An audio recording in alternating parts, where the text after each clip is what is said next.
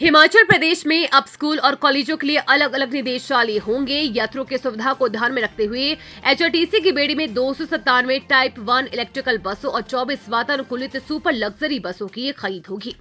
शुक्रवार को विधानसभा सत्र के बाद प्रदेश सचिवालय शिमला में मंत्रिमंडल की बैठक में ये निर्णय लिया गया।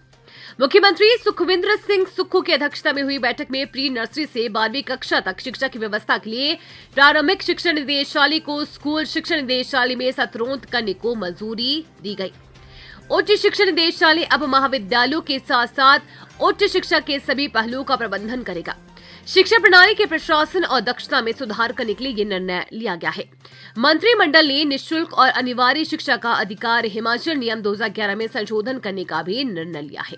5वीं और 8वीं कक्षा के छात्रों को अंकों के आधार पर पास किया जाएगा। यदि प्रमोशन और विद्यार्थी के बारे में मापदंडों को पूरा करने में विफल रहते हैं तो उस स्थिति में उन्हें परिणाम घोषित होने की तिथि से 2 महीने की अवधि के भीतर दोबारा परीक्षा के लिए अतिरिक्त अवसर प्रदान किया जाएगा। मंत्रिमंडल ने तकनीकी शिक्षा विभाग में शिक्षकों के लिए राज्य पुरस्कार योजना शुरू करने का भी निर्णय लिया। इस योजना के तहत 6 श्रेणियों में 10 पुरस्कार प्रदान किए जाएंगे। बैठक में राज्य में अवैध खनन गतिविधियों पर प्रभावी नियंत्रण के लिए निगरानी को सशक्त बनाने के लिए नए वाहन खरीदने को भी मंजूरी दी गई है।